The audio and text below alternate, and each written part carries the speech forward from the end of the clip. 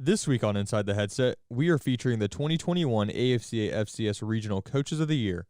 These coaches include North Dakota State coach Matt Entz, Villanova coach Mark Ferrante, and Sam Houston State coach KC Keeler. In this episode, these coaches highlight the elements needed to be successful on the field, detail the unique challenges faced during the 2021 spring football season, and touch on the importance of building relationships through the AFCA Convention. But first, a word from our sponsor. Allstate is proud to recognize Matt Wells as the honorary head coach of the 2021 Allstate AFCA Good Works team. Coach Wells earned this recognition through continued leadership in his community and commitment to giving back. Coach Wells embodies what it means to be an Allstate AFCA Good Works team member by going the extra mile to help those in need.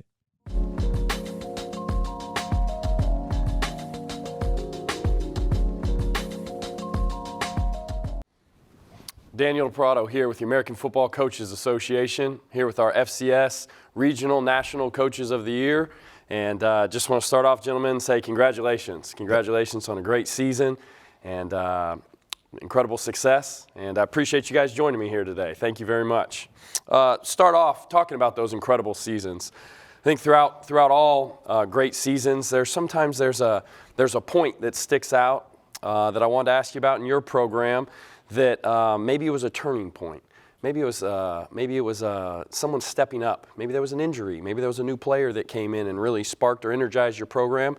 Possibly could have been something maybe that the outcome of a game didn't go the way we wanted it to, and it really brought everybody closer together. I'm going to ask each one of you, starting with you, Mark, give me something this year that stuck out that for your program that really propelled you guys in the correct direction. Right. Okay. So there was probably a number of things, and I don't think you can pinpoint it to just this year. Yeah. You know, going through that pandemic and not having a fall season in 2020, we're able to really hang on to a lot of our guys. We had a lot of guys that stayed with our program and, you know, just worked through the fall season or fall non-season. And then we had a spring season, which was really shortened. We only ended up playing 4 games. But a lot of the older guys that could have graduated, that did graduate in spring of 19, stayed with us for that whole year. And then we're a big nucleus of what we had this year. And the camaraderie, we had a real close-knit group of 19. And every year is different. You go from one year to the next, regardless of how many people you have coming back. The camaraderie, the chemistry, all the things we talk about that are important beyond the talent, it's never the same. You know, and each team creates their own little identity. But the 2019 team was really tight-knit, and I think that carried over, to be honest, all the way into this fall. And then some of the turning points, we played Penn State at Penn State. That was a pretty cool environment.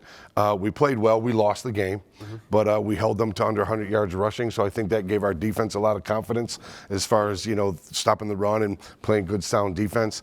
And then we had a huge victory over James Madison at James Madison. You know, they've always been the king of the hill in our league, so to speak, in the last few years, and we got a victory down there at their place.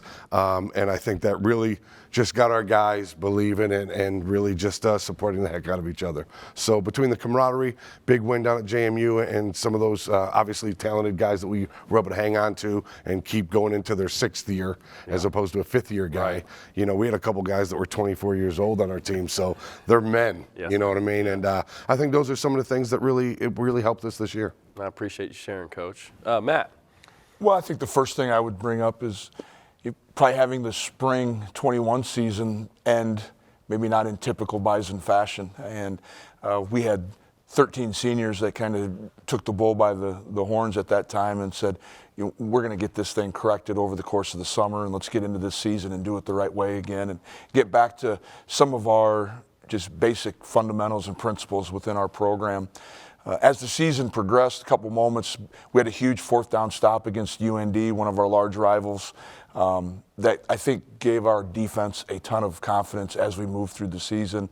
And then sometimes, unfortunately, you learn a lot during a loss, and we got beat probably about week 8 or 9, and we had to circle the wagons again. And once again, our leadership, our veterans on our team pulled everyone in, and I think did a great job of educating our young players that you just don't win because you wear green and gold. You win because of the work and the effort and the things that you do on the practice field. And those are 2 areas that I saw. And again, it's a lot of player-driven success is where we get it from, and without those guys, we couldn't have been where we were.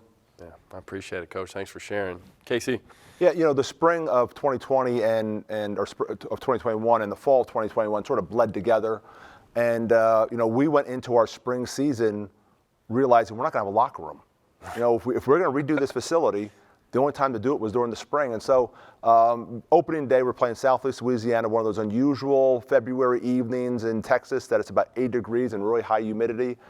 And the kids have to use our weight room as our locker room. Well, the air conditioning breaks. And I walk in there and they're changing and they're sweating. And no one said a word. Yeah. And you realize right there, they just wanted to play. Yeah. The fall was taken away from them.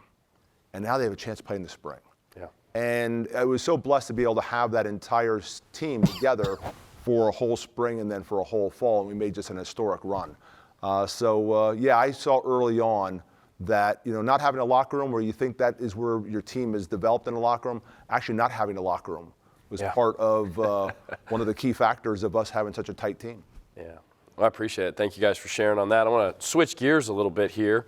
And we're in the centennial year of the American Football Coaches Association, and we're here at the AFCA Convention in San Antonio, Texas. And I want to kind of, we got a lot of young listeners, young viewers out there. Kind of want to ask you guys, maybe earlier in your career or something that's helped get you to this point. As you go up and down the halls, a lot of the younger coaches aspire to be you guys. They aspire to be head football coaches. They aspire to be regional and national coaches of the year and national champions. And I'm going to ask each of you to maybe something that sticks out in your mind at a convention experience that you've had that really resonated with you, that helped you in your career moving forward.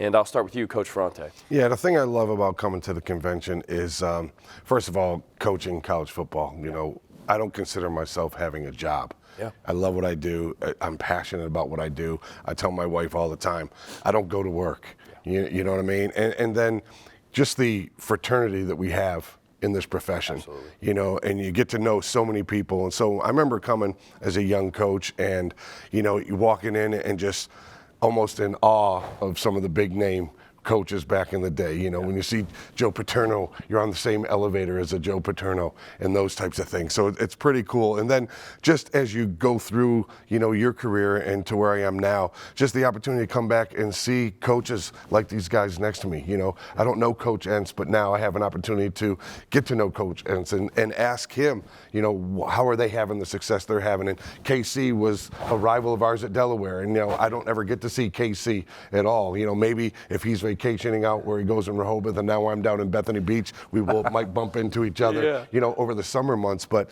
you know, just the camaraderie and the opportunity to see coaches that you, you know, look up to, coaches that as you're younger, like you said, aspire to be. And then just the opportunity to see guys that you've worked with in past years or sometimes competed against. And now you can come here and, you know, have a social opportunity to just break bread with your friends and your colleagues. And I just love coming. I come almost every year. This is my 36th year, I think. So, you know, I'm old. I got that lifetime member badge. Congratulations. You know, Absolutely. all those things. But it's just great to, you know, come out here and, you know, have an opportunity to see all the guys that you have either met before, compete against before, worked with before, or get an opportunity to meet and learn from some others. Well, I appreciate it, Coach. Coach Entz.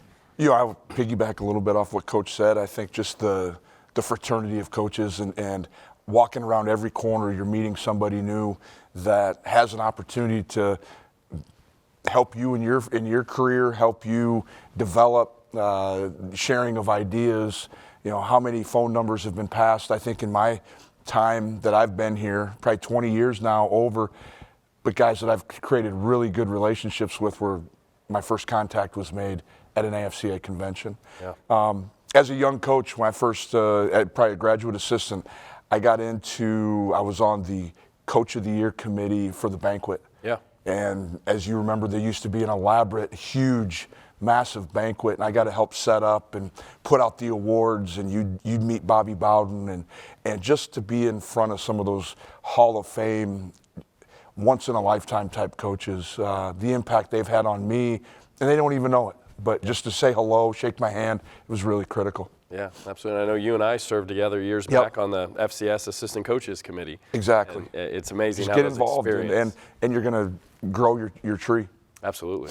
Coach Keeler. Yeah, I remember 2003 we won the national championship, and Nick Saban sat to my right and Brian Kelly sat to my left during lunch.